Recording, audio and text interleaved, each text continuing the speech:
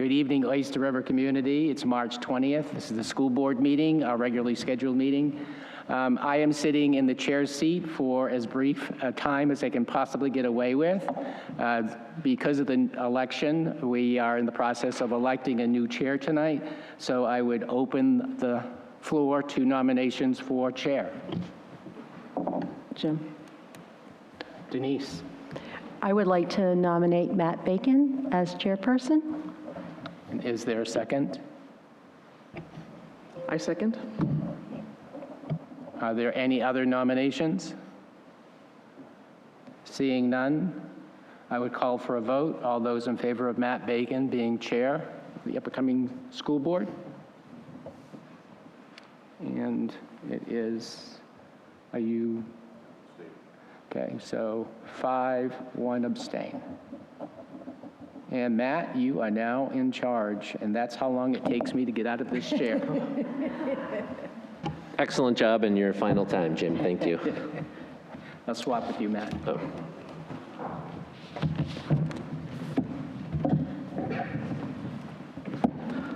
So the next thing to do then would be to take nominations for the vice chair.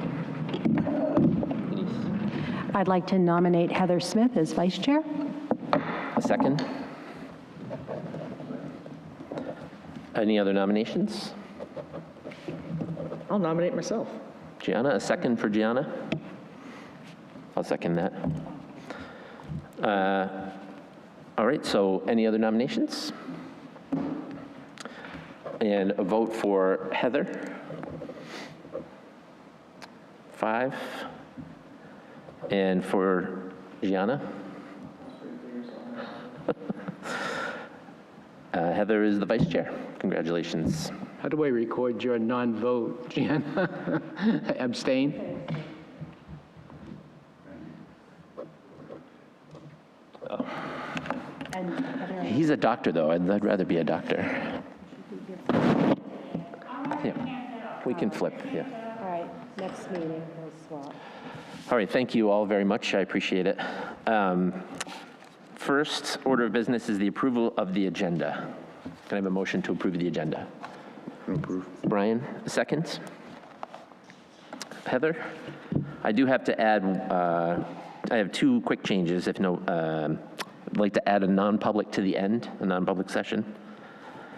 And under discussion and action items, I'd like to move the 8th to 9th grade transition report from the discussion section to the assistant superintendent report.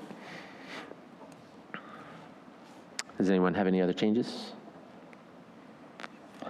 All in favor as amended? 5 in favor, student rep, 6 in favor, student rep in favor. All right, we now will open up for public comments.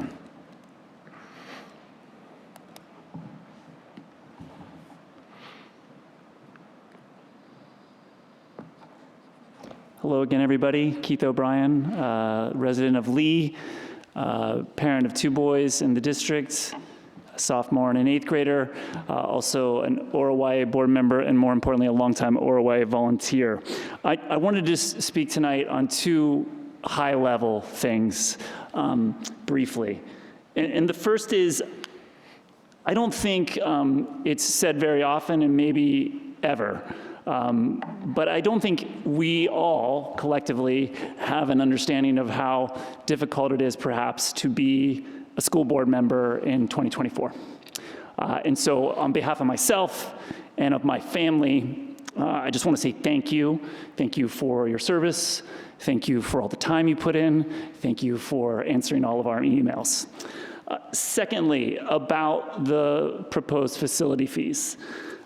It feels like in the past 2 weeks since other public comments were made here that the conversation at times has been tense, been heated, and from my perspective, it's unfortunate and frankly just unnecessary.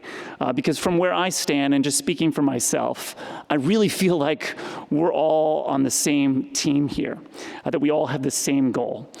From Dr. Morse to the board, to Oyster River Youth Association, to the parents, I really feel strongly that we all have the same goal. And that goal is simply to provide the most opportunity to the greatest number of Oyster River kids. So we share that in common. And I will say, again, just speaking for myself, from my perspective, we all, I think, share the desire to take care of our fields and facilities. Because in the community, people don't really think of them as school fields or school facilities. They think of them as community investments, as community gathering places, as the places where we go. And so we all, I think, want to take care of those places. And so we have all of that common ground, which I think is probably 90% of the problem here.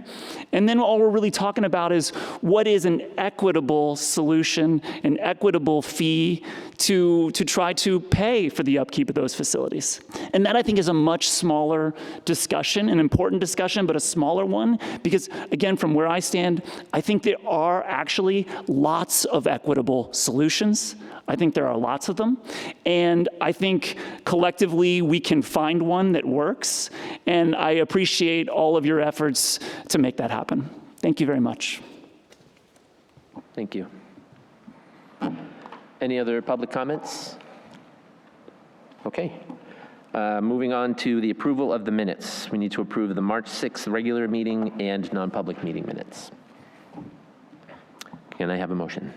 Denise? I'll motion to approve the regular meeting minutes of March 6th. In a second. Gianna? Any corrections to the regular meeting minutes? Heather?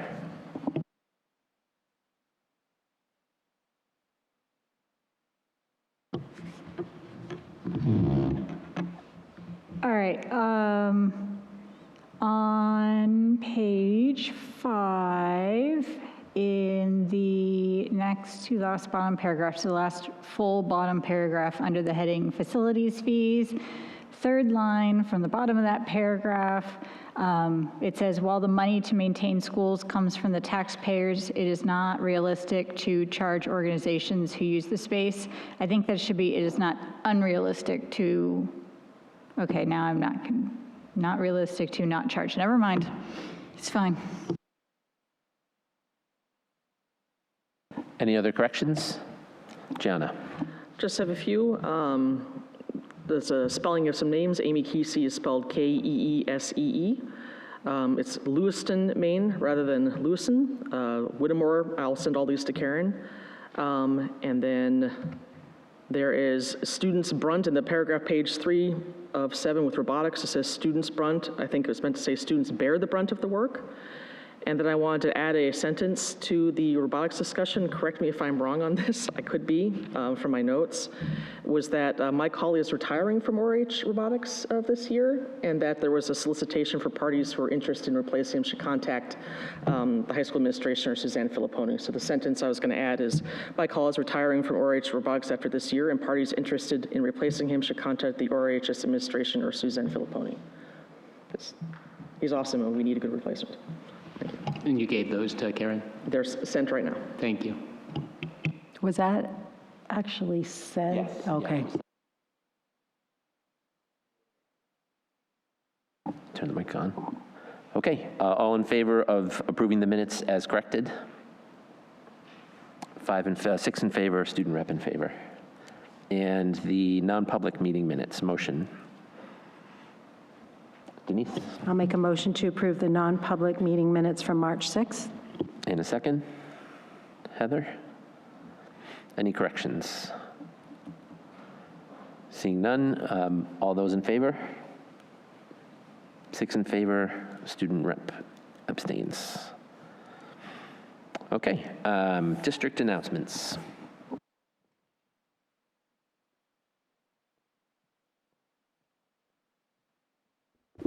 Good evening, Rebecca Noe from the high school. First, I'd like to let you know that we had 15 NHS students go over to Mast Way today for Read Across America. And so they got to choose a book, go in the classrooms, read with the kids. They did that today during the second block. And Celeste Best and Lisa Harling went with them as their chaperones. And I know that they had a blast. So there should be pictures forthcoming. First Robotics had a competition this past weekend in Lewiston, Maine, and these are actually the best results the team has ever come away with in their first competition or in a competition. So they were Alliance captains, and so when I went to visit them yesterday to congratulate them, I had them explain what that means. But they were actually explaining how the first night a couple things went wrong with their robot, and so they really had to actively work on it, fix things for the next day, and they were still able to place third overall. So they were Alliance captains. Their Alliance took third overall, and they also received the first sustainability award.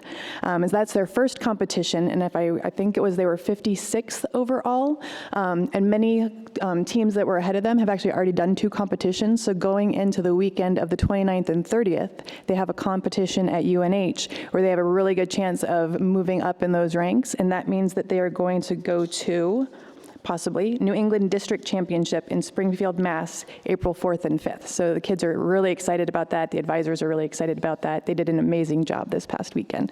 So I'm looking forward to seeing them on the 30th. I'm going to go to UNH and watch the playoffs that they're going to be in.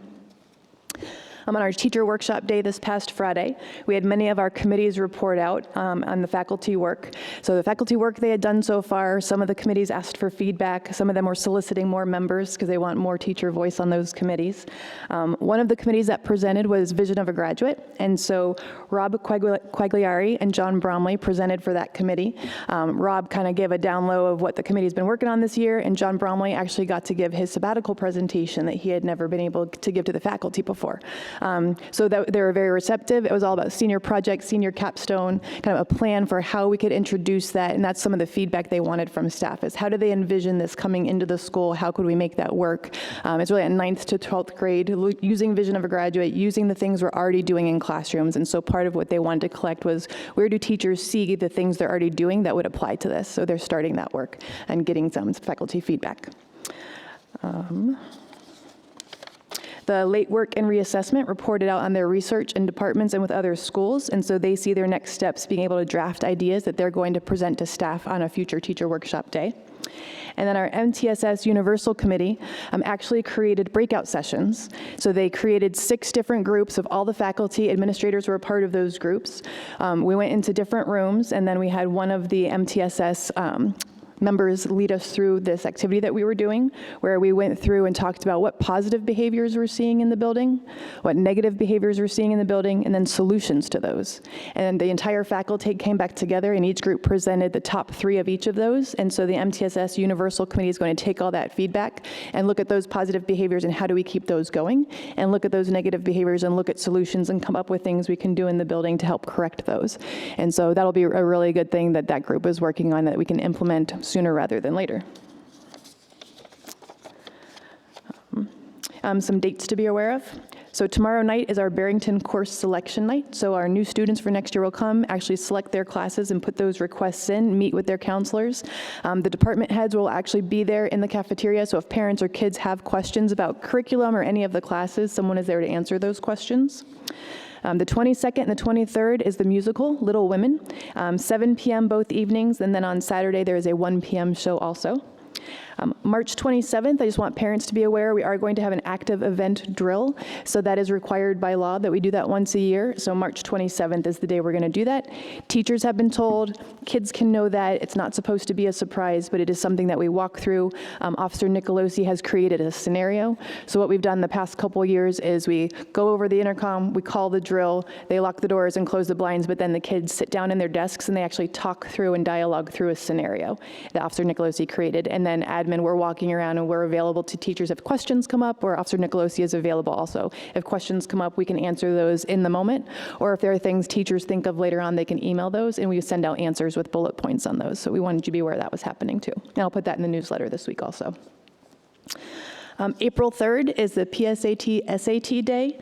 Seniors will not have school that day, so they can do community service, they can catch up on their studies, they can go visit a college, they can take a day with friends.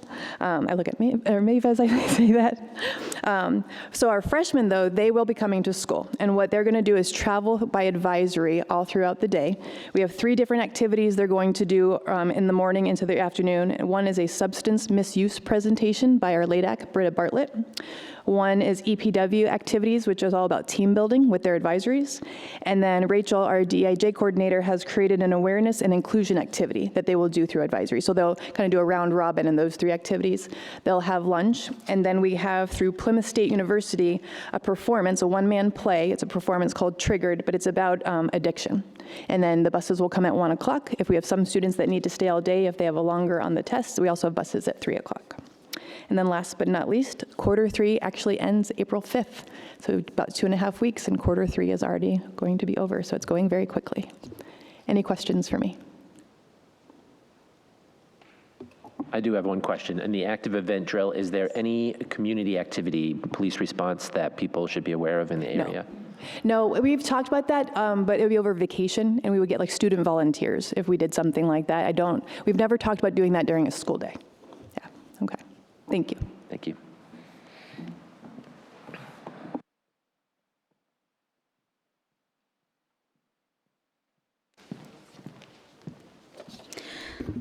Hi, everyone.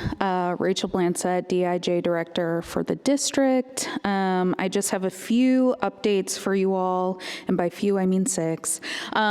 So I do have some upcoming student programs happening. The Manchester Chief Equity Officer, Tina Kim Philibot, she actually got some grant funding to put towards student programming before June.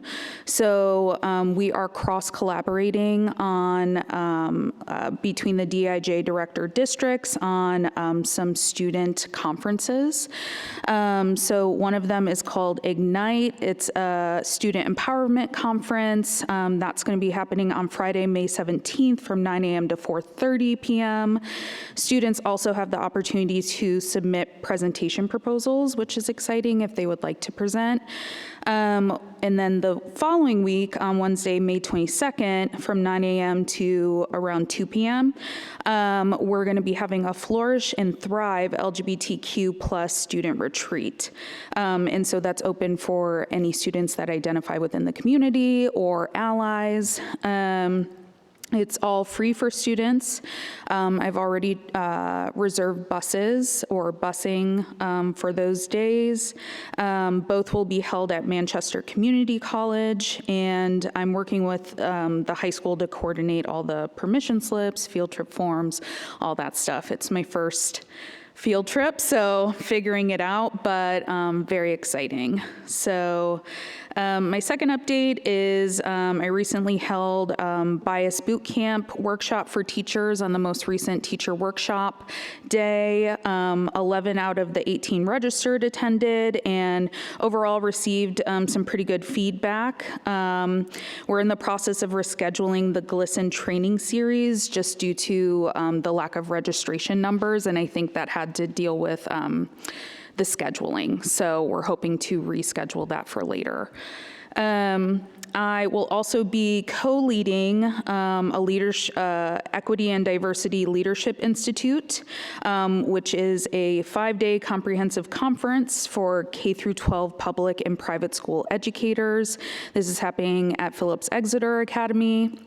And this is actually the first year that they are opening it to public school teachers, and a part of that was me advocating for that. We're hoping to coordinate a group of teachers to attend. 4 have already expressed interest, and a counselor is already set to go. So that's going to be awesome. And those dates are from Sunday, June 23rd to Friday, June 28th. The DIJ Community Group, our next meeting will be on Monday, March 25th at 6 p.m. in the high school library, as usual.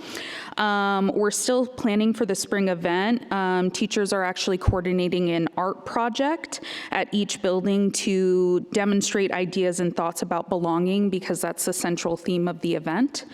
I'm in the process of coordinating speakers, but I have been connected with a few folks and we have one locked in, so that's exciting.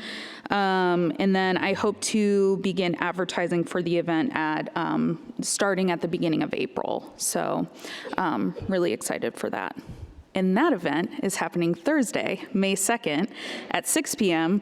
in the concert hall and also the Learning Commons.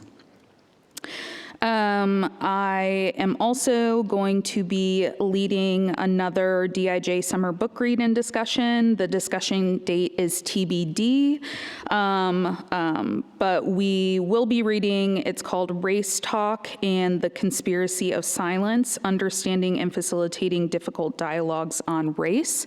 And I'm forgetting the author's name right now, but I believe she's one of the leaders in talking about microaggressions and scholarship around that.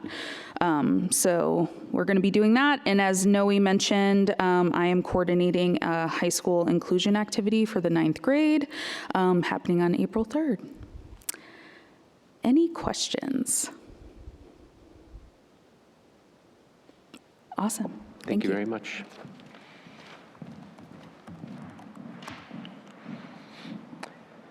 Okay, we'll move on to board comments. So I, first of all, want to thank again all the community members, parents, coaches who have been emailing us and people who have come to speak at our meeting, and definitely agree with the person who spoke this evening that we all very much care about children having access to sports. For me, one of the issues, because something was bothering me about this whole situation, and I finally kind of put my finger on it, which is that one of the big concerns I have is that we are being asked to use taxpayer money for something that we have no control over and don't have any accountability for. So that is a big concern, and I know the finance committee is still kind of working on the facility fee, but I do think that a big issue in this whole thing is, we haven't been charging for facility use. And I know the coaches are volunteers because a lot of them have been writing to us and saying that they volunteer. So exactly what has the organization been doing with the fees they have been collecting up till now? And there may be perfectly, good reasons and everything can be documented, but I think that that's something that we as a board need to consider, is how can we, yes, we want to maybe support youth sports, but we also are accountable to the taxpayer. So I think, we're obviously going to have more conversations about this issue, but that is definitely something that I think we need to figure out. Anyone else with a comment? Brian? I just wanted to thank the Student Senate. They did a really great job at the candidates night. Very well put together, good questions. Moderator was phenomenal.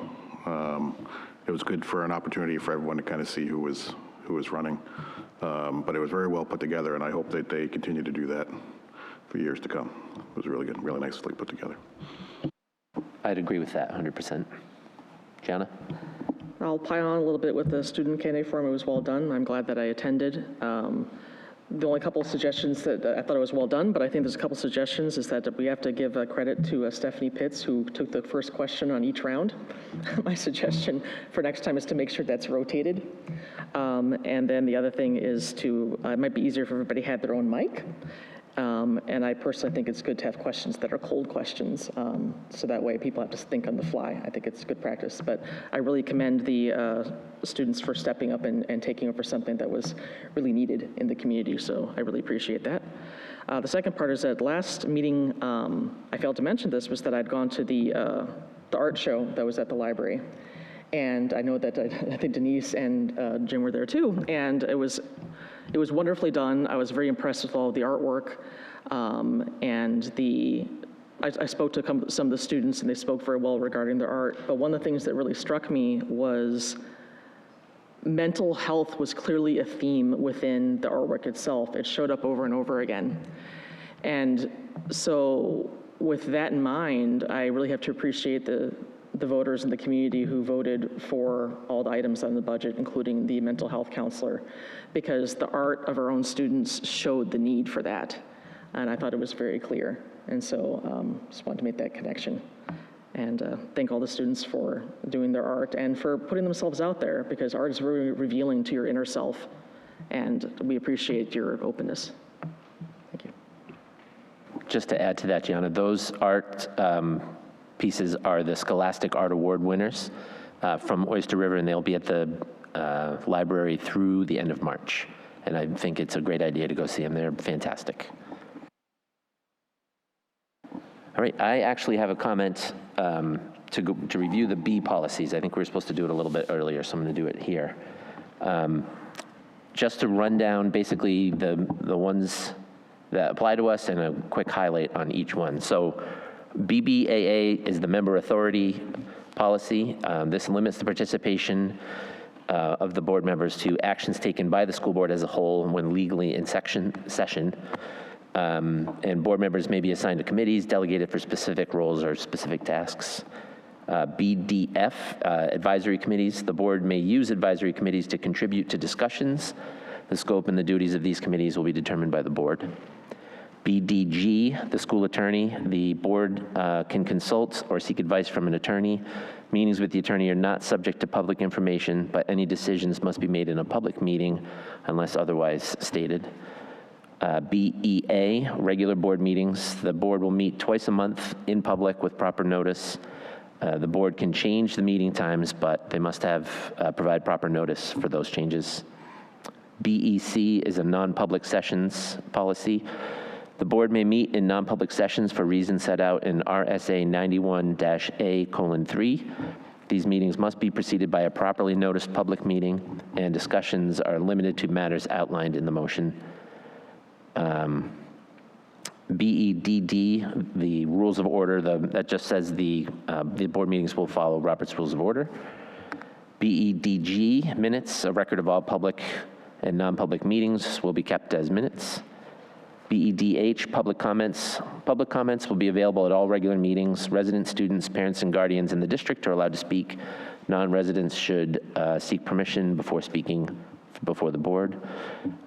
Speakers should conduct themselves in a civil manner and avoid comments regarding specific individual students, volunteers, or employees other than the superintendent. BHE, school board email.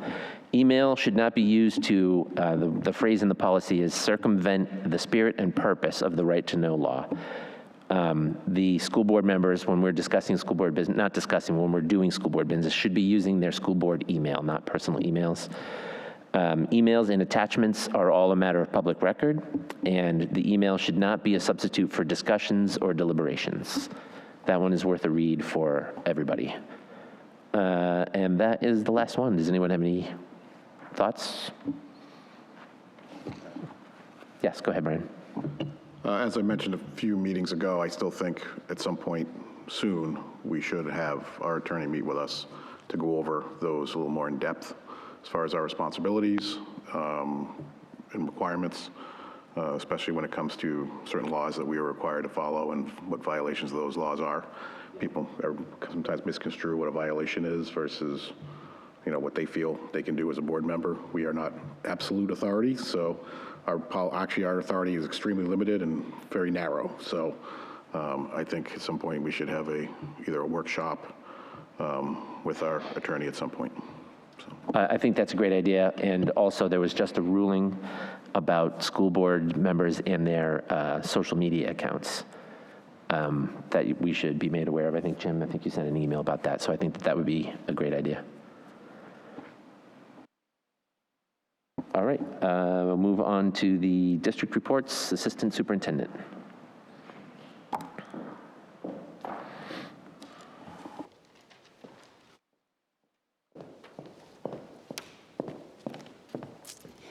Good evening. Just a few reminders for people. We have Sustainability Committee will be meeting April 1st, so that's our next meeting, and the majority of that work will focus on the community dinner. So that's coming up. April 11th will be our first community dinner, and we will be sending some information out to everyone about that shortly.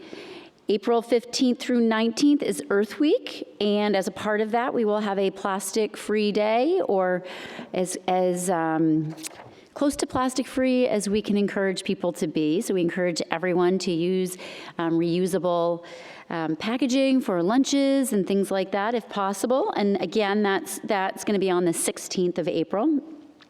Summer professional development for faculty. The email went out today, and I already have people responding saying that they're excited for the opportunity to do professional development and learning and work collaboratively over the summer. So I'm excited to see what that will look like. And the leadership team, principals, Catherine, Jim, and I, and Amy will sit down and look at the requests and figure out how we can make it all happen with the resources that we have. So I just want to thank, again, all of you and the support that you've given for professional learning. I know that a few years ago was a budget line that was increased, and the faculty, and I truly appreciate that. So thank you very much.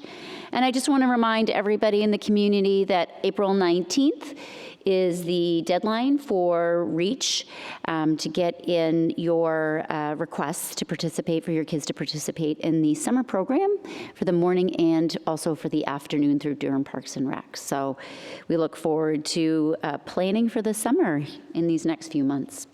And we have two presentations this evening. Unfortunately, Jen Weeks couldn't be here with us, so sabbatical presentation will be delayed.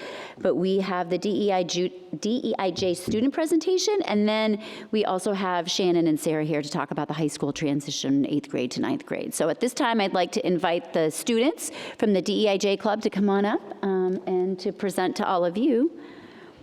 Let me see if I can get this started.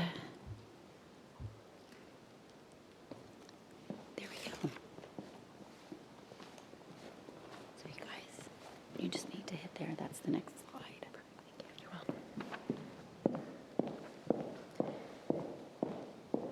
Hi. Thank you so much for having us. First, I kind of wanted to introduce ourselves. My name is Abby Trojan, and I'm the president of the Student DEIJ Club. Hi, my name is Elise Bacon. I'm a sophomore, and I am also in the Student DEIJ Club. So today we're going to be presenting on the hate speech and vandalism that happened at the high school earlier this year. First, I kind of want to talk about who we are. So we are, like I said, the DEIJ Club, which is the Diversity, Equity, Inclusion, and Justice Club. We're student-run, and we discuss ways to educate and bring attention to DEIJ-related issues in the ORCSD community, specifically at the high school. Some things we've done this year are have a community discussion around food insecurity, and later on in the slides, I'll talk about some things we'd like to do in the future. So earlier this year, in response to the hate speech and vandalism that had been happening in our school bathrooms, administration held a couple different conversations, basically, to inform the students about what was happening. And one of them, they had scheduled advisory conversations as well as individual class meetings that all happened simultaneously. The different grades went into different areas of the school, and different administration presented to them about what was happening and basically why it's very unacceptable, especially in a school that prides itself on being very inclusive. They explained what topics were mentioned in the vandalism and what groups of people were targeted, and tried to, the best they could, share definitions of hate speech and basically describe the situation and give people all the facts. For the advisory conversations, we had a lot of students come out of, tell us that they had very meaningful conversations with their advisories, and that they were able to really talk about the hate speech and what it means and how it can affect certain people and how it can affect people who even aren't being targeted by it. But we also had some students who were confused as to the whole of the situation, or that their advisory conversations didn't go well or barely even happened in some cases. This was largely due to just a general lack of education on hate speech and the history of some of these symbols. Obviously, some of these things are a little hard to explain to some 80 kids in an auditorium, and they're very sensitive topics, obviously. And sometimes even the teachers can feel uncomfortable talking about them, which can be a big factor in stunting the conversation, unfortunately. Or maybe they just weren't paying attention because they weren't affected by it, or they weren't targeted and they didn't do it, so they didn't feel that this conversation was for them. And sometimes advisories just don't work well together. You know, not everyone tells you your whole life, not everyone's gonna like you, and sometimes those people all end up in a group together. It's just how it goes. I'm gonna go back for a sec, sorry. I do wanna reiterate the fact that a lot of people did have meaningful conversations and were able to dive really into why these kinds of things happen in the first place, and how people get to the point where they feel that they want to or need to express themselves in this way.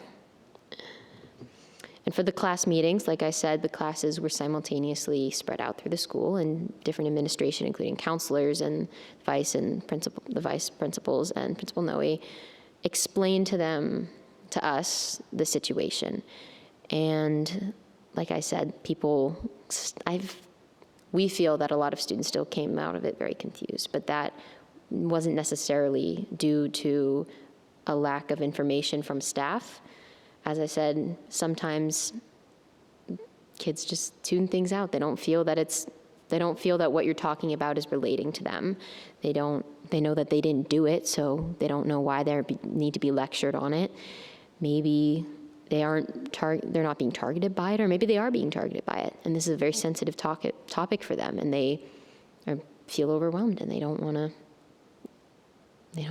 sit in a room and listen to it for 30 minutes. But yeah, I do feel that the staff did a good job of being very forthcoming with the information and presenting it, but I don't know how receptive the student body was, or if you know what I mean. Thank you. Yeah. So we did gather some student perspectives on what people thought. I'm just going to read it out. So a sophomore was asked about her conversation, and she said, "My advisory didn't really have a conversation. Our advisor just told us that vandalism and hate speech was wrong. Obviously, I agree with him, but I didn't feel knowledgeable enough on hate speech to add to the conversation, especially because it didn't target me. People were so confused and more curious as to what vandalism happened, even after going to the speech that the principal had held." Then a positive perspective came out from a junior that said, "Our conversation was amazing. We were all engaged and talk about the issue and how terrible it is in the ways that it's impacting students and the school community. My advisory was extremely respectful, and even though I noticed some students being uncomfortable, they still added to the conversation and were engaged." We thought that this was important to show that there are both sides of the spectrum. Obviously, some students didn't have a great conversation for the reasons that Elise talked about earlier, but a big majority did have a great discussion, and we just want to make sure that in the future, if something like this does happen again, that every conversation happens like the one that the junior was describing. So now we want to talk about some possible future steps. So first, I want to talk about the Anti-Defamation League and their No Place for Hate program. This program is a student-led anti-bias campaign that has a group of students that leads 3 school-wide projects. And by the end of the 3 projects that involves the whole school, they end up getting a banner showing that the school completed this work. And above, I kind of have the ADL mission statement if you're curious about what they are. We also were thinking about peer-to-peer training. So me and a few other members in the club are part of the mental health team who does something very similar to this model where we were trained and now we send that out to advisories. And we want to work with Ms. Plansett on figuring out an organization that does a similar model, but for DEIJ related issues, and being trained on that and then teaching advisories about that. And we think that including teachers on this and other students who may not be in the club will be very very important, because one thing that I heard back from teachers is that they didn't really feel super knowledgeable on it to the level that they would want to be when they're having those conversations. So if we were trained by an organization who is made to talk about these things and has a model that works for lots of different programs, then we think that implementing that at the school would be very positive. Another thing is just working with Ms. Blancett to make sure that we can move forward, and we have been in the past, so we will just continue to do that. And also gathering perspectives from community members, parents, and students of the district. We think that obviously what we think as a club is very important in implementing things in the future, but we obviously want to make sure that every student is heard. And so if a student ever needs to come up to one of us and says, hey, I feel uncomfortable about this thing, or I would like to implement this sort of organization, we will obviously hear them out and try to include what they're saying. And like I said, we just want to make sure that all future conversations that happen in advisories, whether they're related to DEIJ-related issues or hate speech or anything like that, has a meaningful discussion, and we want to make sure that every student is heard. So now, if you have any questions. Sorry, can I say something real quick? Sorry. I just want to before we move on to questions, I just want to say again that this is obviously a very hard and sensitive topic to speak about, whether you're a student who's affected by it or not, whether you're a teacher, like an administration member, whether you're on the school board and you're not really, like, none of us are trained, as you just talked about, in talking about these. I mean, maybe Rachel is, I don't know. But this is new territory for everybody, and we want to work together to build the best path through it. Questions? Go ahead. Thank you very much for the presentation. I'm curious if before the, school-wide presentation, were there rumors about what had happened? And I guess I'm wondering if part of what happened when, you had those school-wide presentation and then advisory, like, did that help to at least clarify? And I don't know if there were some rumors that kind of, went in a totally different direction, because you know how those things can go. And I'm just curious about the relationship between maybe some things that were being said prior to the presentations and then afterwards. Yeah, so beforehand, I had obviously heard rumors about what was being done in the bathrooms and things like that. And the Student Senate, which I am part of, was also made aware of what was happening. But obviously, since majority of it was happening in the boys' bathroom, I hadn't really seen it. I still haven't really seen it. And I wasn't really aware of what exactly was being written. So I think having the advisory conversations kind of clarified that. And I think majority of students who may not be in organizations like I am, where I was made aware of the situation, didn't know what was happening, or they had either heard like little snippets in the hallway or from their friends, but not exactly what was happening. So that's why I think the conversation was helpful. But because some students walked into it having no idea what was happening, that's where some of the miscommunication happened. Yeah, I do think the conversations went a little better for us because I'm also on the Student Senate, so we had a little prior knowledge of it. But yeah, I agree that going in blind, it would have been a little confusing. Any questions? Oh, no. I don't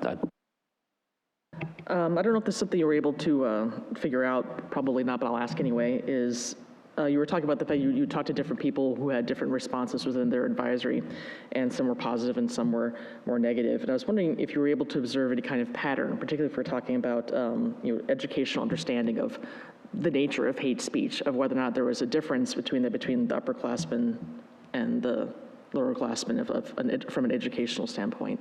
Yeah, so obviously I'm an upperclassman, and I've been in my advisory for the past 3 years. So I think having that group and being comfortable in that group made the conversation a lot better for my advisory. But I've heard from some of my younger underclassmen friends who have, say, only been in their advisory for a couple months at that point. Obviously, they hadn't really, bonded as well as, my advisory, obviously. So that conversation was a little harder. There are also kind of what we talked about. Sometimes there are just people who don't mesh together great, and sometimes they happen to be in the same advisory. So I think I noticed when you're talking about the pattern that upperclassmen tend to have a better view on it. And also I found that more upperclassmen knew about the issue, just being in organizations and things like that. And because of the advisory compatibility factor. But I do know of plenty of underclassmen groups who had a great conversation. If I may also, yeah. I also think that, as we said in the slides, it could have had something to do with your advisors, how comfortable your advisor was speaking on these topics.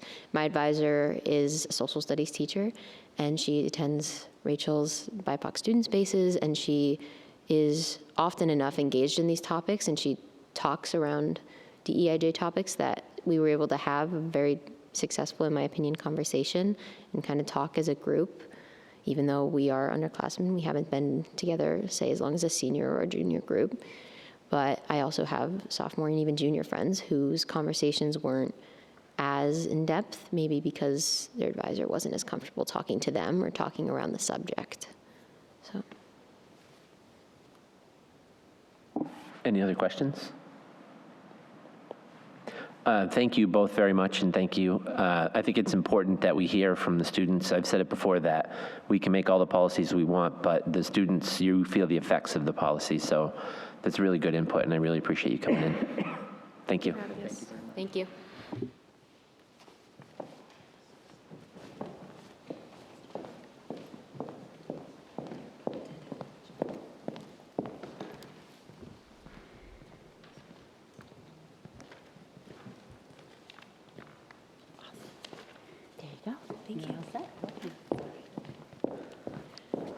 Hi, everyone. I'm Shannon Karen. I'm the Director of Counseling at the high school. I'm Sarah Gom. I'm the 8th grade counselor at the middle school. And we are here to talk to you about the high school transition process that we have done preparing our 8th graders to come up to the high school this year, a continuation of the process that Stephanie Caden and I began last year, and some things that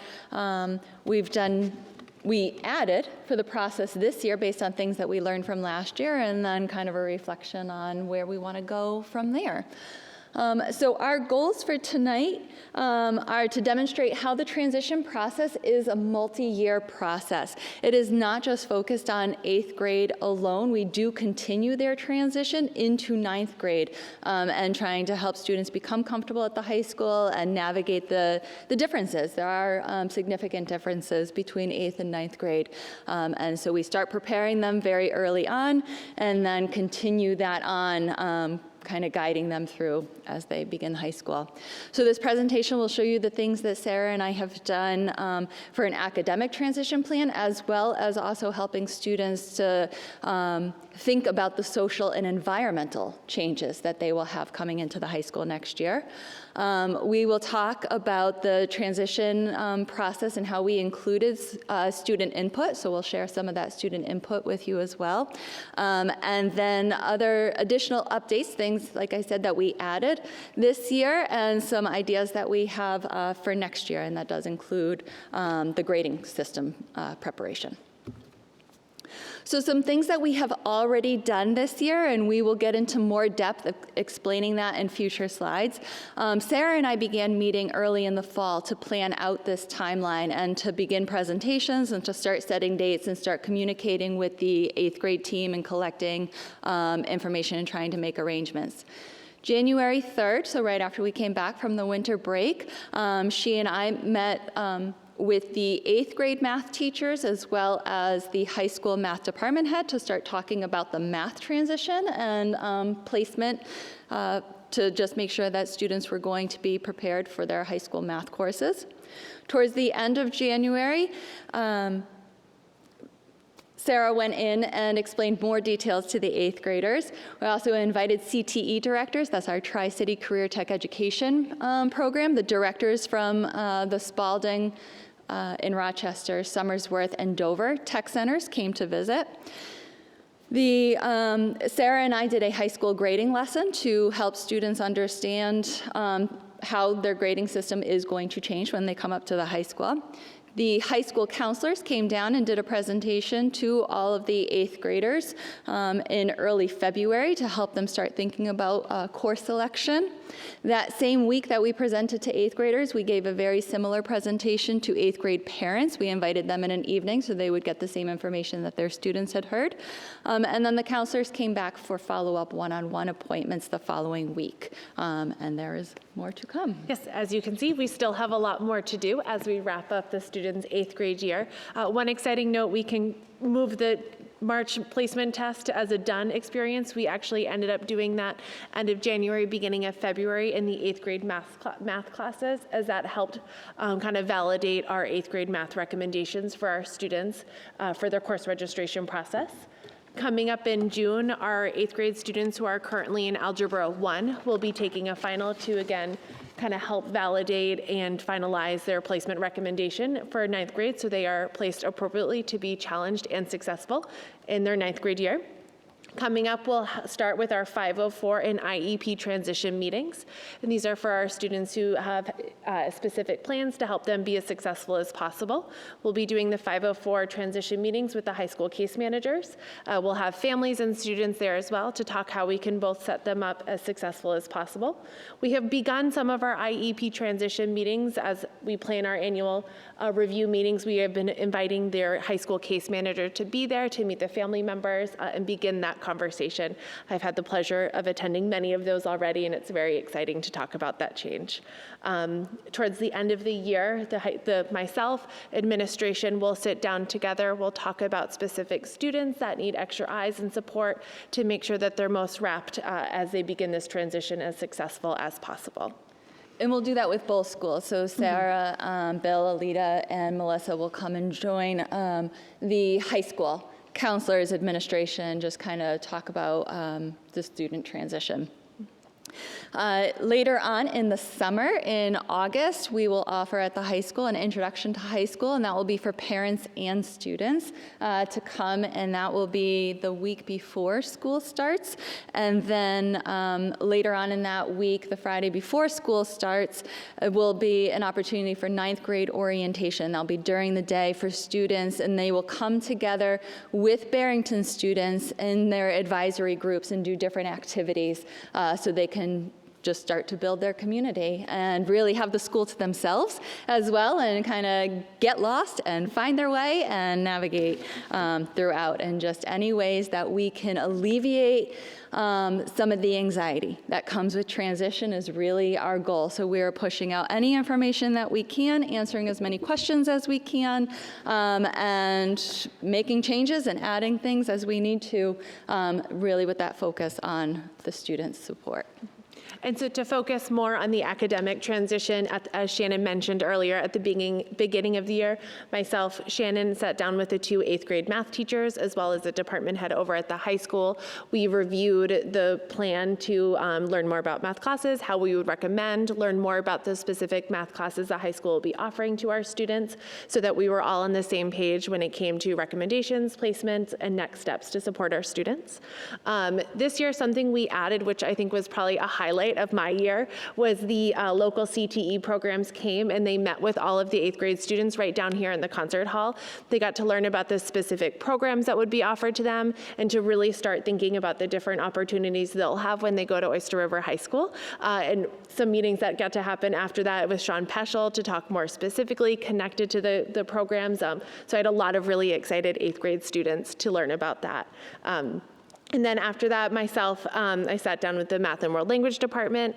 Those teachers were given an Excel sheet to share with their recommendations with ourselves and the high school counselors. And in addition to that, our 8th grade Math and World Language teachers met with every single student in their class to go over their recommendations and to process that with the students so that they were all on the same page, had any questions, and could process that recommendation together. So our goal isn't just to relieve anxiety, it is also to build excitement for the high school. So we really are hoping that all of the things that we've put into place and all these presentations and guest speakers have really lit that excitement for them. As I had already mentioned, we did have that 8th grade parent night. That was the same week and similar presentation to the high school counselors coming down and talking about what are their requirements that they need to have for 9th grade, but what are some of the electives, and those are their choices, and what are some of the things that they can explore and take chances with and really just kind of investigate their own interests in. And then the students had about a week after that to talk with their parents at home and talk to their teachers, counselor. And then the following week, the high school counselors came down and had 5-minute one-on-one appointments with every single 8th grader to review what their choices were, answer any other questions, make sure that they, the courses that they did have already put into Power School at that point in that week, they had entered their courses into Power School, were also what they had been recommended for. And that is really so that we can make sure that they're set up for success. And so then the highlight, the student input. We did send out a questionnaire to our current 9th graders, similar to what we had done last year and reported out, on just how was that transition process. But then we also had an open-ended question of what is something you would like for 8th grade students to know? What is something that you would want to know? What's a bit of wisdom? And just anything that they wanted to share if they wanted to. And that we also told them that their input would inform our future work with planning. So we had some really great comments. 2 of those, and this is current 9th grade students, suggested work hard because your grades are important and to do things you are interested in because you are shaping your future. And then another said, it is much easier than you think. Have a good start to your first quarter. It sets you up good. So. When we returned for winter break this year for my monthly SEL lessons, when I join each 8th grade team for an SEL class, I do a little takeover. We began the conversation in that small classroom setting of what the high school transition will look like. So I reviewed with every single 8th grade student in the classroom setting the transition plan, what will be coming, what's happening, and it provided a great opportunity for me to sit with those students, answer any questions, talk about any wonders or worries they may have, and to process that together and to make sure that we knew what was coming and to help them get ready as possible and so that they could help me understand exactly what they needed for this transition. Later on in the year, towards the end of the year in June, we will do high school tours. So we'll bring the entire 8th grade class up to the high school and they will do tours, likely with National Honor Society student reps to take them around the building and just kind of get acclimated. Just one first opportunity for a tour. Like I said, there will be the introduction to high school presentation in August that we will invite all 8th grade families and our communities to come together, where Barrington will be there as well. The 9th grade orientation day will be on that Friday before school starts, and that will be just for freshman students and during the school day and to their advisory groups. And then later on in the fall, likely around the end of September, early October, our advisory groups, 9th grade advisory groups, will go over to the Brown Center and do team building community activities. Again, just to really form that bond. That advisory over the 4 years is going to be like another family for them. And so we really do invest a lot of time and energy building that community. So a current 9th grader shared that they want our 8th graders to know that high school can actually, I like the word actually in here, high school can actually be a lot easier and more fun than middle school if you find your interests. And to talk specifically about the grading transition, in January, February, Shannon and I went and presented to both 8th grade teams about the grading system at the high school. We talked about GPA, what that grading system looks like, and how that'll connect to their experience at the high school. And we did talk about how that connects to their experiences currently at the middle school and how that transition may look and feel for them. Those conversations will continue when the students start their 9th grade year. So teachers will share with students their grading policies, their percentages, and the expectations in their classes. So those conversations certainly continue all 4 years, but the 9th graders will have more of those conversations this fall. Advisory support, not only is that for social, emotional, social, environmental transition, but the advisors are checking students' grades and progress, and are also really invested in their academic success. And so they'll be looking at their grades and helping to explain anything if students have questions, and then encouraging students to sign up for flex support when they need to, and signing those students up and helping them to just understand that importance of staying on top of their work, and when they have questions, to be reaching out to their teachers. That student input questionnaire, we will send that out again next year, just trying to get more feedback as well. We did this year, we had 80% of the 9th grade class answer that questionnaire this year. And so this input was really, really valuable, and we will be looking for more input over the years. And new this year, something we added specific in addition to the 8th grade grading presentation, we really tried to focus on the habits of learning that we talk about currently in 8th grade. We focus on be engaged, be respectful, be responsible, and to have a growth mindset. And so when Shannon and I spoke to the 8th graders this year, we really wanted to hone in on those skills and how they can use those to continue to set themselves up to be as successful as they can when they go to 9th grade, and to continue working on those habits of learnings that we talk about so often in the classroom setting. Oh, yes, and the quote, I feel that from a current 9th grade student to one of our 8th graders, I feel like the switch in the grading scale really wasn't all it was chalked up to be because of how much we are exposed to the 100-point grading scale. For me, the biggest change from the middle school to the high school is the amount you have to study. Students who don't build good study habits may do well in middle school, but can really be affected in high school. We did ask the 8th graders, how many of you are doing homework? And if you're not, you're going to want to get into a good routine now. And so we just really focused on the purpose of a grade is to provide feedback. And what is the feedback that you want to know about is, how are you doing in your learning, and kind of that range of understanding, and where are the areas that you can work on. And so, and that was a big focus for that transition, is that regardless of what the grade says, it is feedback for you to understand where your areas of growth are and where your areas of success are, to continue on building on those strengths. So here is some of the data that we found from the student input questionnaire that they put out at the high school. So as Shannon stated, 80% of the current 9th grade students did respond to this questionnaire specific about the transition to the high school grading system. Out of those 80% of those students, 75% of those students attended ORMS, 21% attended Barrington Middle School, and 4% attended another school.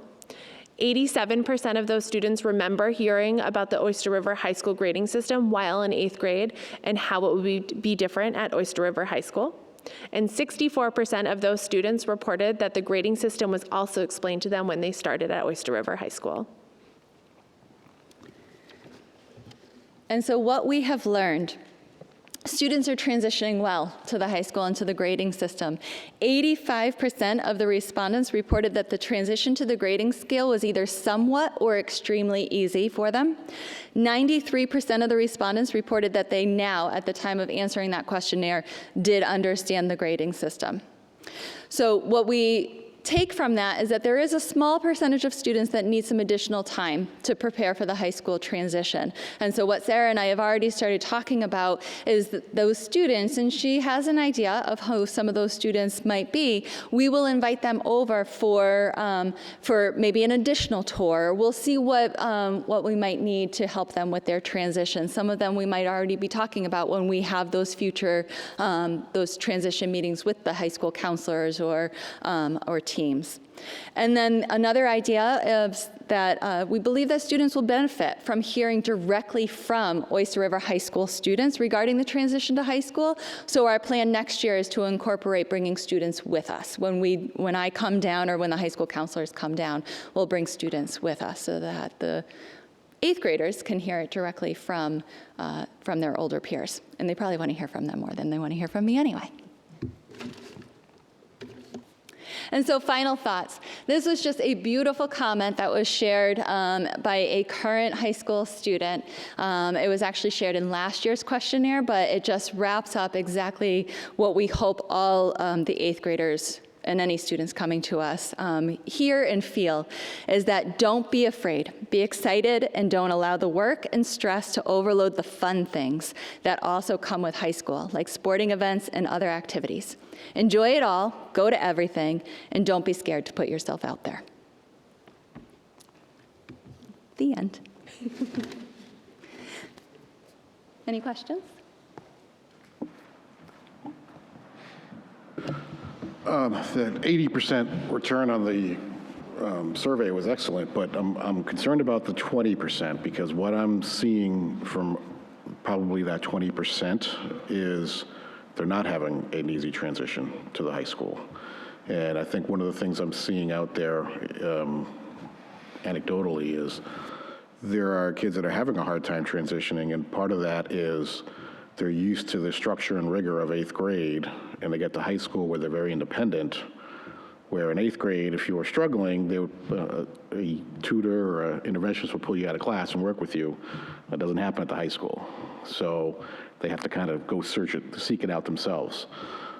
How do you transition, how do you get them ready for that in 8th grade so they know, they understand the independence they're going to have to handle in high school that they don't have in 8th grade? Because a lot of kids I'm finding they're not doing homework because no one's there telling them they have to do homework besides parents yelling at them. And their kids just aren't going to class or something like that because they just feel, well, I don't have to. No one's telling me to. And I see that a lot with freshmen. I don't see it as much with upperclassmen, but I see it with freshmen because they come from that structure to no structure or a little less structure. How do you reach those kids and how do you transition them from 8th grade to high school?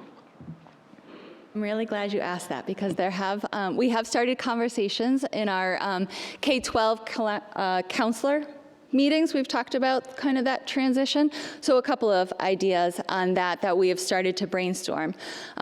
One is even during those presentations, and we're hoping the students will reinforce this next year when we bring high school students down, is we did talk to students specifically in that environmental transition about the independence, about the fact that you're not going to just be in a pod. You are going to be all over the building, and you are going to be responsible for being all over the building. And so just even making them aware of that you're not going to follow the same group each time, and we're hoping the students reinforce that. From the adult side of things, we've started conversations about getting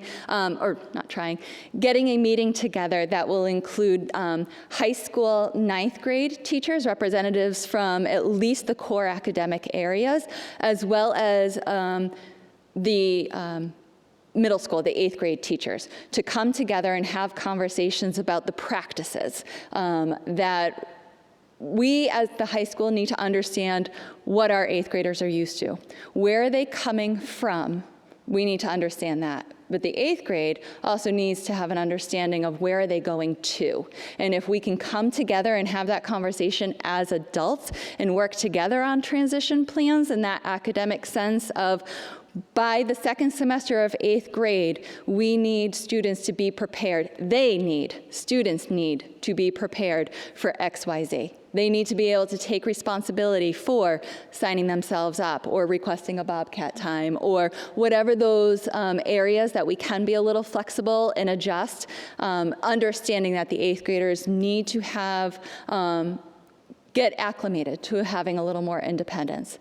But our 9th grade teachers also need to have an understanding of the routines and that structure that the 8th graders are used to, so that then we are educating them when they first come in about here's how things are going to be different and here are the expectations, and then we can also help guide them a little bit more in instructing on what those expectations are, and then holding them accountable to that as they're learning it, but holding accountable in a way that makes sense developmentally appropriate. So in 9th grade, it's kind of that maybe more of an educational intervention, more of a, you didn't show up where you were supposed to be. Let me tell you why that's your responsibility, which would be a little bit different than when they're in junior, senior year, and by now you know where you're supposed to be.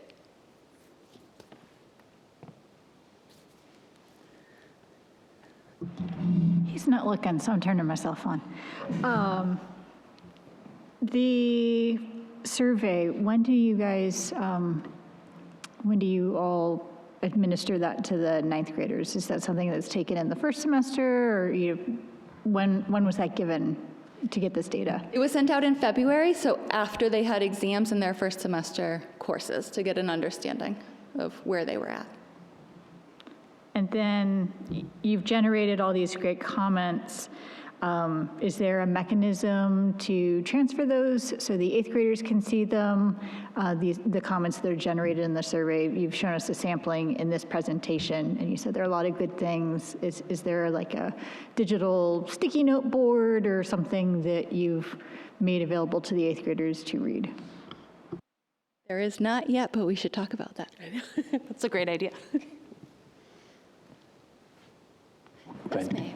Yeah, we were actually just talking about this in our advisory about kind of transitioning from 8th grade to high school, what we would have done or wish we had had. I think a big thing was face-to-face contact with other high school students, which I noticed you had on there. And I think that's vital. I think my tour guide was the first student I had known at the high school, and we ended up being great friends. So I think it's that initial contact you have with students and hearing from them is super important in transitioning to high school. The survey that you gave to the eighth grade students that I believe had like an 80% response rate, that was eighth graders within the middle school, the Oyster River Middle School alone, right? That didn't go to any of the Barrington students. The questionnaire was sent out to current ninth grade students. So there was a representative we asked which middle school they attended in eighth grade. So 75% of them had attended Oyster River Middle School. 21% had attended Barrington, which actually lines up about where the class falls. About 20% of our ninth grade class is from Barrington. Okay, sorry, I misspoke, so thank you for clarifying that.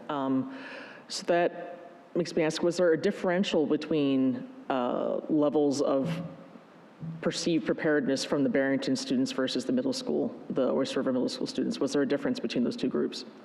That we did not dig into that level. We certainly can look into that. I'd be curious to see if there is something that pops up, simply because there are some differences of how the Barrington Middle School does some things, including the grading system. And so I don't know if that would have an influence and if the sample size is big enough to say anything, but that might be interesting to look at. Thank you. Thank you. Any more questions? Thank you both very much. Thank you for having us. Thank you.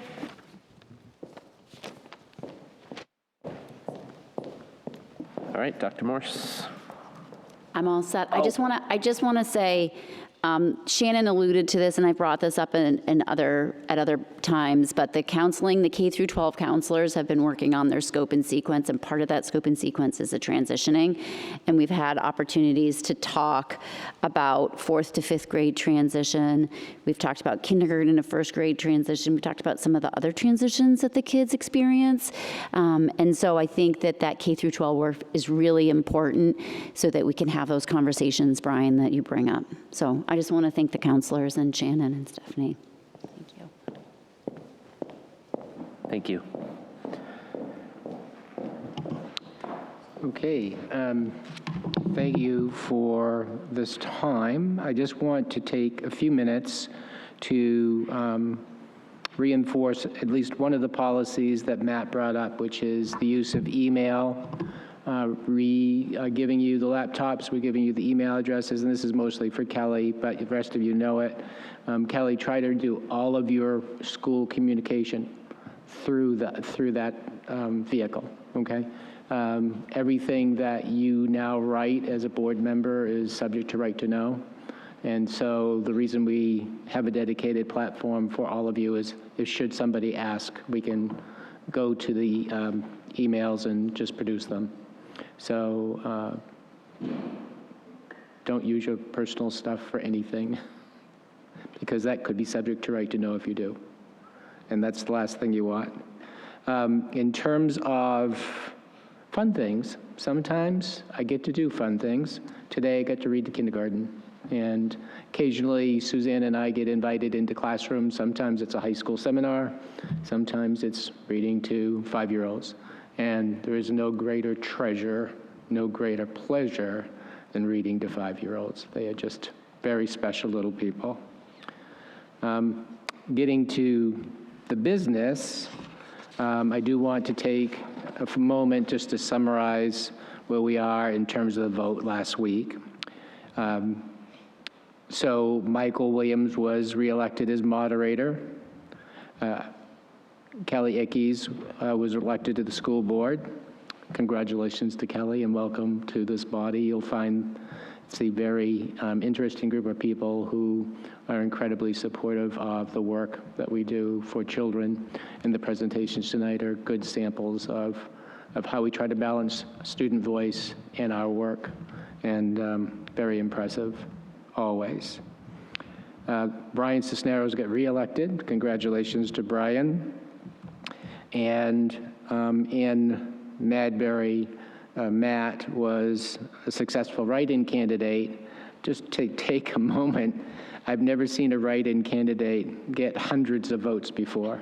And Matt ended up with 369 votes, which is really unheard of in a write-in campaign. So congratulations to Matt. As a result of Matt winning the write-in campaign, he now represents the town of Madbury. He did send his letter of resignation to Denise and me, and I will send it out to the full board tomorrow because I should have sent it out to you. That is where we are in the election. In terms of the operating budget, again, an incredibly successful vote on our Article 3, which is really the article that we pay the most attention to because it's our operating budget. And it passed by over 74% with 1,208 votes in favor and 415 votes against. It's been pretty typical pattern for us. We've been as high as 83%, and I think the first couple of years I was here, we were in the high 50%. So we've been pretty typically in that range. And, you know, we don't have a way of monitoring how people are feeling about the school system in terms of data. I always look at the vote on the budget as that validation that the vast majority of the community is appreciative of the direction the school board and the district is going. And I want to thank the community one last time for being so supportive of the Oyster River Cooperative School District. In terms of the Tutor Association, that was a resounding yes. We now have an organized tutor group, 1,367 votes in favor, 411 votes against.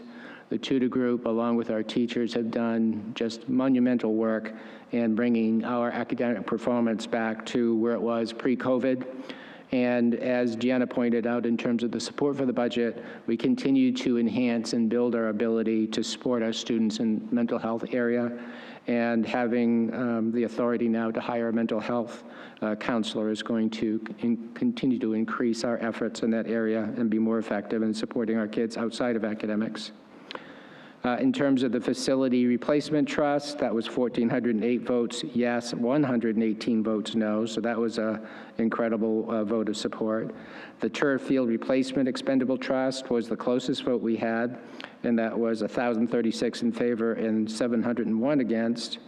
And then our Field Revolving Fund, yes, 1,252 votes and 487 against. So those last two articles are really investments in our future. So that gets us to the election and Matt being written in and then resigning from his at-large seat. So I did get an opinion from Sol Leslie Kidder, from Diane Goro, in relation to the process that we go to next. And I would just read this so the public will hear it. School Board Policy BBE, unexpired term fulfillment, does not establish a process for filling vacancies on the school board, but merely recites the statute. RSA 671:33. Under that statute, a vacancy in an at-large seat would be filled by the remaining at-large members as long as there are two of those members, and we have three. My understanding is there's 4 at-large members on the school board. That's true, but the one that is now open is the one that Matt occupied. The at-large members filling the vacancy need to establish a process for filling the vacancy. Some school boards will set up a date for those interested in the position to submit letters of interest. These individuals could later be interviewed by the at-large members in public at duly posted school board meeting. Deliberations and the vote to fill a vacancy need to occur in public. The individual appointed to fill the vacancy must meet the qualifications of this position. So the last time that we had an opening like this, even though the statute wasn't nearly as specific as being the at-large members only, and knowing how this board collaborates, it probably makes sense that and I'm making a recommendation, Matt, that we do what we did in the past, which is the entire board interviews those who are interested. You might recall it was UC Terrell that was chosen in the midst of COVID. And the board had a couple of questions. They asked each of the candidates. In fact, Matt was one of those people in the audience that night, and as was Heather. And each person stood up, answered their just a couple of questions. At that point, the board deliberated and made a decision. Now, technically, it would be reading Denise's note on the law, the only votes that would count would be the at-large members' votes, but that's not how we operated. And I would recommend, for cohesive purposes, that we do the same process, because I think if you separate the at-large members out, you create a schism that has never existed in this board. I would recommend it's the body of the whole, and I would recommend we use the same process. It was a good process. It was done in public, and the board deliberated in public and made a decision in public. And that would be my recommendation. So the at-large voice is there. It's just not singled out while everybody sits back and kind of lets them drive the bus. They all participate. That's now up to you to make that decision as to how you want to do the process. Does anybody have any comments? I'm just a little confused in that, I'm not disagreeing with the process, and I think that would be ideal, but it does sound like the opinion, it does sound like the opinion of Diane is that only the at-large members could vote.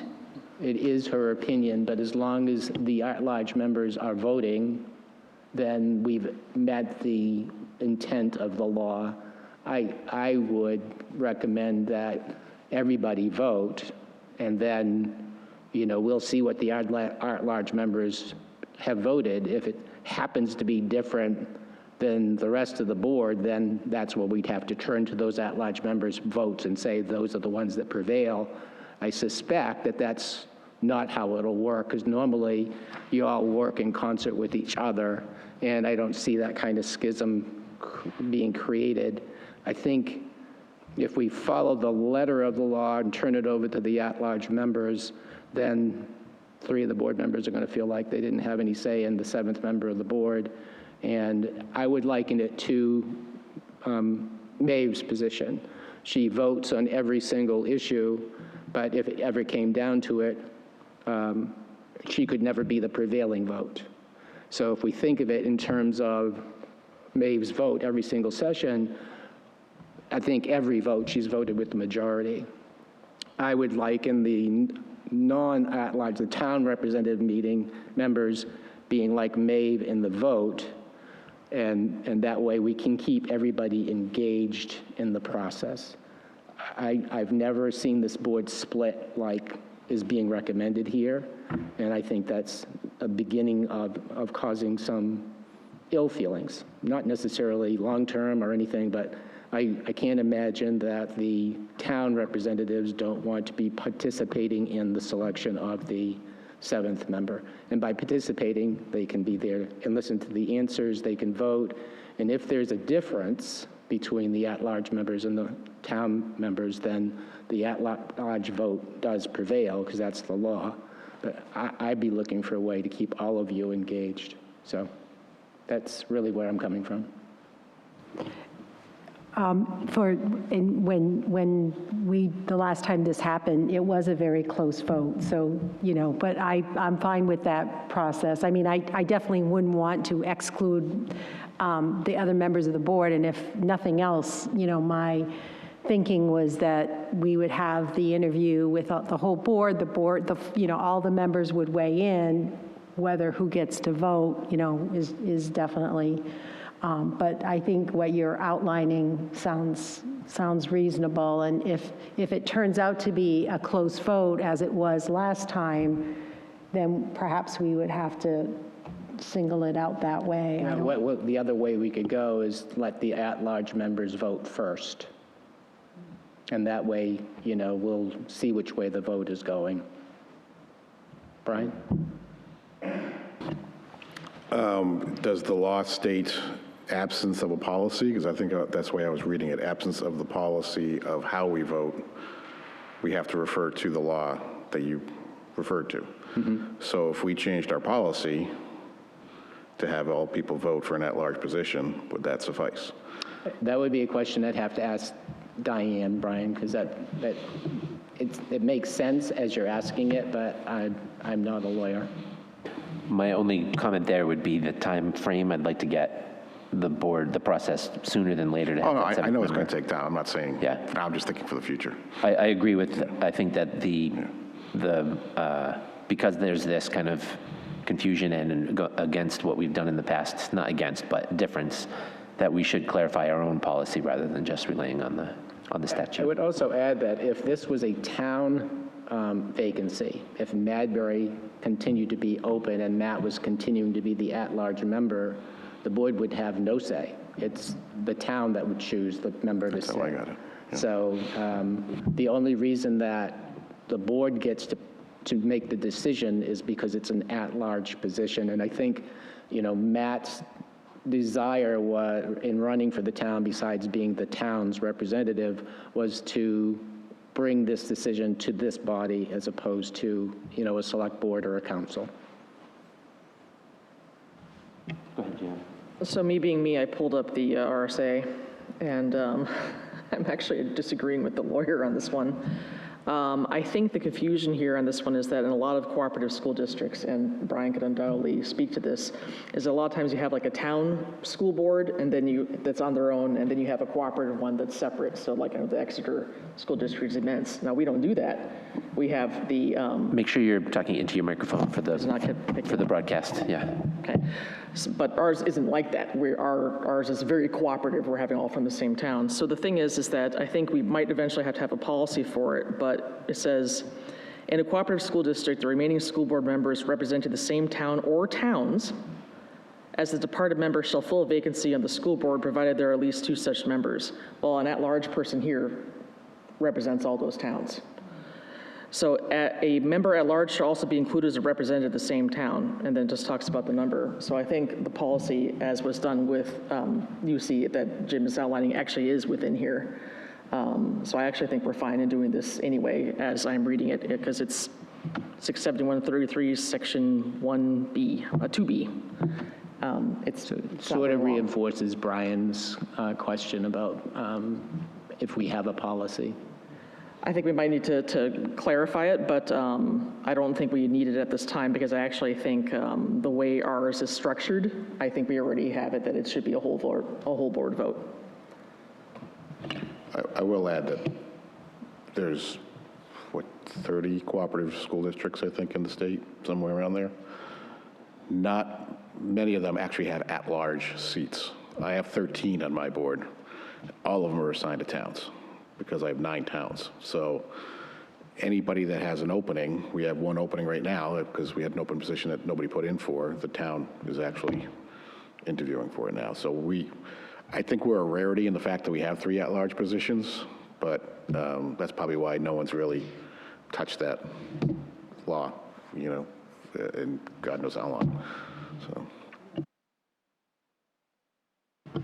So the board gridlocked the last time it voted, and that was the longest part of the deliberation, is figuring out who was going to flip. The at-larges have only 3, and so I think it's fair to have everyone vote, and if it locks, the at-large is the tiebreak. I'd agree with that. And if we need clarification, we can always get clarification. But I think for the purposes of moving the conversation forward, I would, if I remember correctly last time, there were not interviews at that first session. It was a discussion. They narrowed it down, what ended up being 2 candidates, and then the 2 candidates held interviews with the board on a separate date. So it may be that only one person applies, or there's a clear choice for the people that apply. So I think we should have a discussion as a board on the people that apply, and then take that next step again if we need to. And I think that that's a good idea, to have everybody kind of come to a consensus. And then if there is a gridlock, that would be good to have a tiebreaker in that situation. And the other thing I would add is if the people who are interested in filling the seat are the same people who ran and lost to Brian and Kelly and Matt, then they've done an exhaustive kind of interview through the Student Senate. If you watch that Student Senate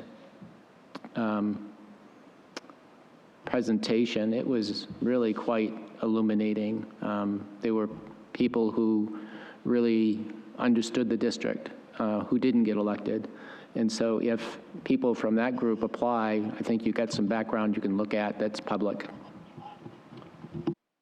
In that vein, can you tell us what those people who would wish to apply for this position should be sending in, and when you would need it by? Sure. So I think the last time we did it is a letter of interest and a background piece, and then the board interviewed everybody who applied. There was only, no, we screened it? Screened with the list. Okay, in that case, we should have a screening committee. I don't think we should have a screening committee. I think we should just, I think last time what we did is we looked at who applied and we decided on the 2 finalists, and those 2 finalists we interviewed. You did that as a body of the As a whole? board, Yeah. yes. Yep. Yeah. Okay. Yeah. And again, we don't know. I mean, there may only be 2 people who apply, in which case we might want to interview both. But I agree with if people send in their letters, and then at our next meeting, we can discuss who applied and whether we'll interview everyone or, narrow it down or what have you. I know 2 of the people who ran have reached out to me, so they're just waiting to know the next step. So I think that the most important thing is to let the world know that there's an opening, and I can do that tomorrow. Ask for a cover letter and ask for a narrative on why they feel like they should, what they can contribute to the school board, some reflective piece like that, so you can get a sense of purpose. Heather. You know how much I like procedure, so can I propose a procedure and a timeline, and then we can see how it works for people? So if we advertise it and leave the window to submit letters of interest and whether or not we want a resume due by the 28th, that gives Wendy the 29th to put them into our folders for the next school board meeting.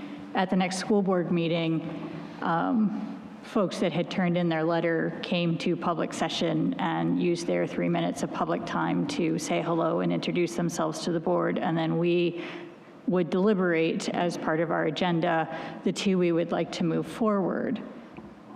And so this is the part of the timeline that works in my head, but I don't know if it works for anybody else, so this part I'd be really interested in. I'd like to have a supplemental meeting on the 10th to do the interview, a supplemental public meeting, and then they could be seated for the full meeting on the 17th. Otherwise, we're into May, and we can't seat committees fully until we have everybody on board, because if we do it before we've got everybody on board, then the last person elected just gets stuck with the leftovers, which seems, maybe that's okay, maybe that's unfair, we need to decide about that. But yeah, I know putting a 3rd public meeting in, but it would just be the interview meeting on the 10th. Lets everybody get in on the 17th, then we've got spring break and then we're into May, right? Because finance is supposed to be still working through the facilities things, we're down a member, we're sort of motoring on, but we don't have, all the committees aren't fully populated right now. And so we need to get some of that stuff handled. Go ahead, Denise. I guess I'm thinking, I mean, why don't we see how many people express interest? Because honestly, if we have 2, perhaps the 2 can just come to the next meeting.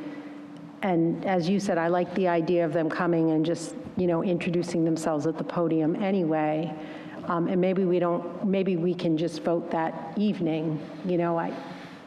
If it turns out there are more people, then maybe we can look at something else. But I'm not in the position right now to look at my schedule to see if I can do that extra meeting at this time. So I guess I would just say maybe we could just see who applies and ask that they attend the next meeting to introduce themselves at least.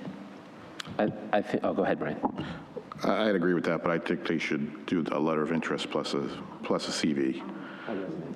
Because when I was selected by the selectmen, I had to go through all that too, and I think you're really going to know someone when you look at the what they bring to the table. So, because everyone here has a different skill they're bringing. We want to make sure it complements skills we already have or supplements skills we already have. I would just rephrase that and say that a letter of intent and a resume is a good idea. You should feel free to put in whatever materials you think are appropriate for you, but the more information we have, the better. Right. And I agree with Denise. I think if we need an extra meeting, we can cross that bridge when we come to it, but it might be that we just have a consensus on the 6th and we're good to go. So does anyone else have any? Sorry, Heather, go ahead. So that would mean if we came to a consensus on the 6th, that would mean we wouldn't be interviewing anyone. So if there are 2 people who come forward, we haven't interviewed them. We've taken what they've said on paper. We've listened to their 3 minutes of public comment. We've made a decision. And so if only people who ran for school board in this election put their name in, then that might work. But I think we need to be prepared, because what happened last time when the seat came open is people who weren't super excited about running for election but wanted to do the work of the school board. There were a ton of people who came forward. So I think we just need to sort of start checking calendars. I think it's worth being prepared for an extra meeting. Yeah. I also seem to remember, though, that the gridlock was what created the extra interview. I was there. So was she. That's exactly what happened. I would say put an agenda item on as an interview if we need it. If we don't need it, have them do their 3 minutes. If we want to have an interview period, put it on the agenda. If we don't need it, we just don't use it. That way we've, tried to do it I also don't want to be too hasty and do it too quickly, but I think if we're here, we might as well do it. I mean, I don't think we have anything super time-consuming on our agenda for the next. This would be the most important thing that you need to get done. Yeah. Because I think Heather's absolutely right. Our committees will be incomplete and reassignments need to be made and so forth. So what I'm hearing I think I'm hearing from the board in consensus is we put it out tomorrow, minimum is a cover letter and a resume, and we want those back by March 28th. Can I just ask, is that enough time for the board to review? If we get 17 or 18 cover letters, is that enough time? If it's in by next Friday for our folder, we'll be fine. Yeah. Okay. Then that's where we'll be, and then we'll see how it plays out. All right. Thank you very much. Thank you. Kelly? Sorry, I just have a question. The interview itself, are we developing questions or do we have something that's set? I know you had indicated that the Student Senate questions were very well done. I agree. But if we have individuals that apply, they've already gone through that, they know those questions. If we have other individuals that apply that were not part of that, what would be the process that we should use for interviewing? So this is a great question, Kelly. So what typically happens on the school board is when they are involved in an issue like this, they send questions to me, to Wendy and me. We compile the questions, and then on the interview night, as an individual, you would choose the question you want to ask, and how many questions you want to ask that night is going to be part of the process that you'll have to discuss before you start. Matt and Heather and I will begin that conversation and bring it back as part of the packet so that you'll have something to reference. So if you have like Gianna is really great at writing questions. I'm sure she's got one right at the top of her mind that she would want to ask. She would send it to me, and we'd start compiling those questions. Then you'd have all of them. Won't have that kind of time to ask every single question, but whatever question you ask, Kelly, the first candidate, you have to ask the second candidate. So once you lock into your question, you have to be fair and do it to both people. And that's the process we use in teacher interviews, administrative interviews. So it's just really important. So send your questions between now and the 28th, so it can be part of the packet. The list of questions will be there that you've all generated. You choose the one that you want to own, and that's the question you ask. I'm going to clarify also, the process from last time and what I'd like to do this time is that we see the applicants and we have a discussion as a board. The interview of the candidates would only come into play if there is not a consensus, if we have 2 or 3 candidates that all kind of seem to be equal, if there is some deadlock. Last time, not everybody was interviewed, and that's not a complaint, it's just, I think, in the time saving, if we don't have to do that extra step, then I think that would behoove us.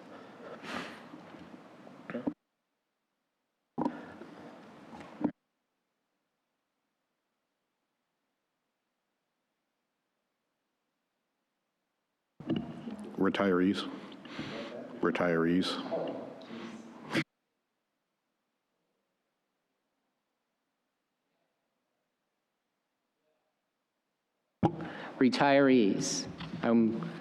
First of all, I want to say what an amazing group of educators this is. We say this every time we get a list of retirees. Here's the number I would use. It's good you're all sitting down. 378 years of experience retiring in this group. Almost 4 centuries of work that these educators have accomplished on behalf of Oyster River children and other children if they had careers elsewhere. That's a pretty amazing number. And so many great teachers. So from Mastway, we're losing Kathy Baker, and she teaches phys ed. We're losing grade 2 teacher Barbara Puckett. Both of them have 36 years of service to children. The Mohammed School, we're losing special education teacher Lydia Kopp, ESOL coordinator teacher Ann Gordon, and librarian Margaret Kelly. They have 32 years, 23 years, and 19 years. Incredible dedication. The middle school, we're losing Ruth Galing, who's a math teacher. We're losing Janet Martell, our digital learning specialist. We're losing Patricia McCarthy, our special education teacher. We're losing John Silverio, our STEM teacher. 36 years, 30 years, 21 years, 31 years. Just amazing dedication. At the high school, we're losing world language teacher Barb Milliken and industrial tech teacher Michael Troy. 39 years and 28 years. And district-wide, we're losing our accountant, Tim Galen. We're losing the IT specialist, Bob McKeon. And we're losing our transportation dispatcher, Nancy Clavette. 12 years, 18 years, and 27 years. It's pretty amazing, 378. And if I do what Heather just suggested and add me to the list, that's 425 years of service to children that we're losing. And what an amazing group of educators and what amazing commitment that these people have made to Oyster River children. Just amazing. So as I said earlier, there's sometimes you do things that are fun. Being able to read this tonight and thank these people for 4 centuries of service to the children is one of those fun things.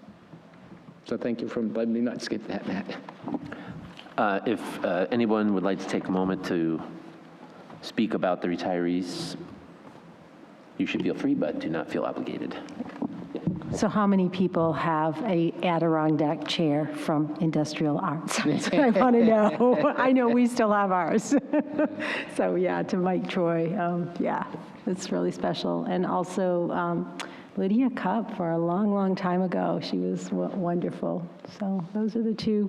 It's funny, as years go by, I have fewer names that I know, but I know that's a great bunch. I know Kathy Baker and Miss Paquette, Barbara Paquette from Mastway taught my daughter, who is now 21 years old, back when she went through kindergarten all the way, through Mastway. So, and I thought they were been a teacher a long time back then. So, but and of course the middle school, Mr. Silverio has always been great. He's been a great coach and a great teacher. He's done a lot for robotics over the years. I don't think we probably have a successful robotics program without him. Not that anyone else wasn't helping, because they were, but he really got into it, and he's going to be missed. And of course, sitting across the table from our during negotiations with our guild president, it was going to be sad to not see her during negotiations this year, but she will definitely be missed. She's she's great with kids, great with technology. We built that green room in the middle school just for her, and she loves it. And I'm sad to see her go, but I'm glad to see they're all going to be enjoying retirement. So.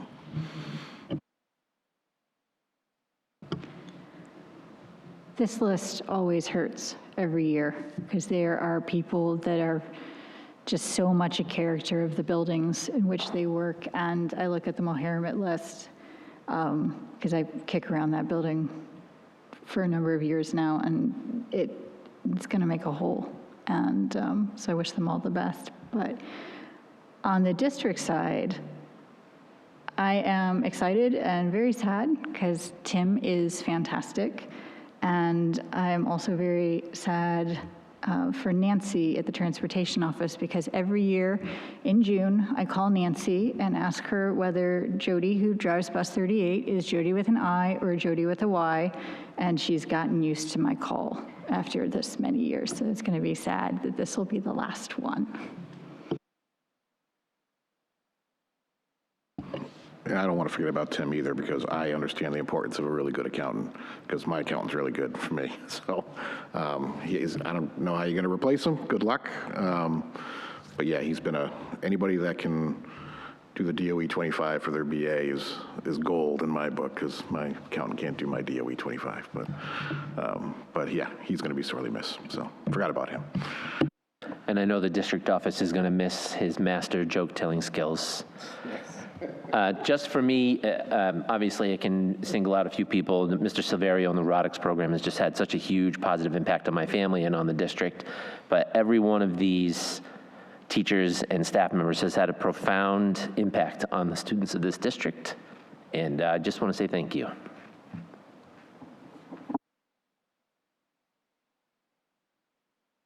That's it, man. Okay. Business administrator? No report today. Student representative. That's me. All right. Spring sports started Monday. They're back in full swing, which I'm now realizing a softball, baseball pun right there. We had a few winner congratulations. So the boys hockey team won the state championship for Division II, and the girls were the runner-up. And all state nominations came out, and almost all of our athletic winter teams had somebody in the all-state. So Cam Miner for boys hockey was first team, and Talon Byer was second team. For all-state girls basketball, Vivo Quinn was second team all-state. Boys basketball, Matt Jernigan was an honorable mention. Girls hockey, Kira Jacobs and Megan Rinko were second team, and Eliza Farwell was an honorable mention. And then track, we have a ton of people: Aaron Cardy, Mackenzie Cook, Maddie Cook, Haley Benson, and Haley Kavanaugh, as well as Talia Bonifato, all made All-State. And the only student upcoming event, so smack this right off, is Bessie's Bays and Bros, which is the newlywed-style game show that the junior class hosts. And that's Wednesday the 27th, 7 to 9 in the high school auditorium. That's it.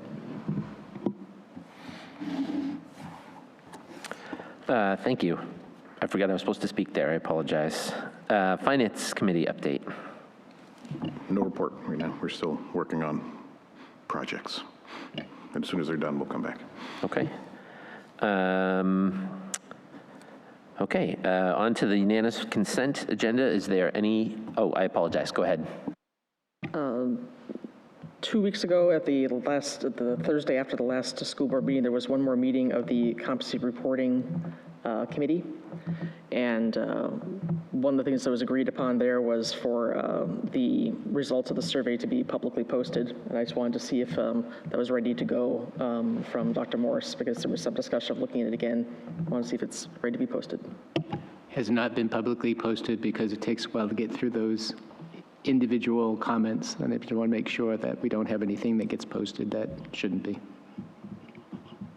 Do we have an estimated timeline for that? Because people have been asking. I really don't. I would just be making something up, Gianna. I'm just going to find the time to sit there and read it all. Okay. As you know, that's going to be a few hours, at least. Okay. Great.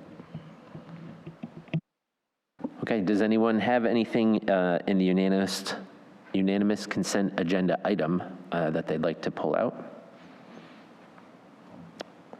Okay, I'd make a motion to nominate and approve the unanimous consent agenda, which includes nominating and approving continuing contract professional staff members as submitted by the superintendent. Can I have a second? Denise? I'll second. Any discussion? Oh, no discussion. All right. All in favor? 6 in favor, student rep in favor. Okay, the committee assignment requests. So historically, what we do is we send out a grid with the various assignments that the board is interested in. I would suggest we wait until we have the 7th member, because as Heather has noted, we are running some committees less than full because we need the 7th member to be, part of that selection process. So at this point, what we're doing is running committees status quo with the members we have, and that's where we're at, because we need the 7th member to be able to do those assignments. We can put the grid out for the 6 that are here and then get that information, but I wouldn't recommend you make assignments until the other person has a chance to, put in what they would like to do. Yeah, I'd like to have everybody put in their selections. Kelly, it's going to be a piece of paper with the committees, and you just write down kind of a ranked choice, 1, 2, 3, the first committee that your preference, then the second, the third, that kind of thing. And if there's a committee that you don't want to be on, you just leave it blank. That way we have it ready to go. When the 7th board member comes in, we can fold their data in and make the decisions.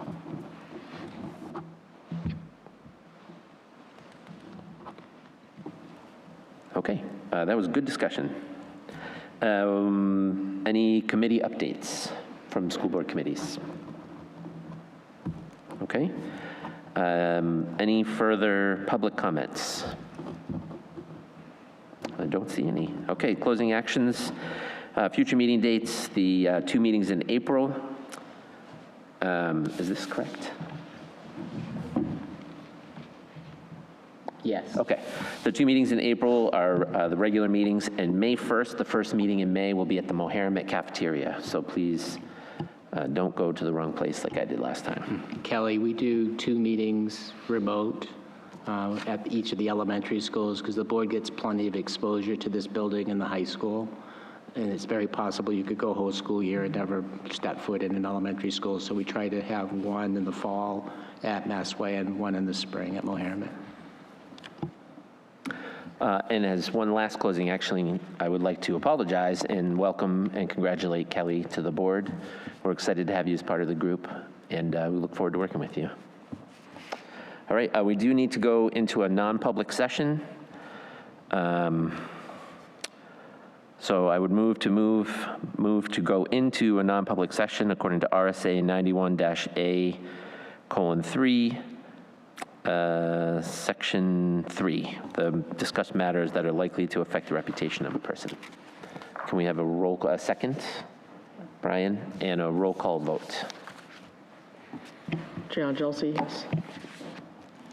Kelly Ickes, yes. Brian Cisneros, yes. Denise Day, yes. Matt Bacon, yes. Heather Smith, yes. Thank you very much.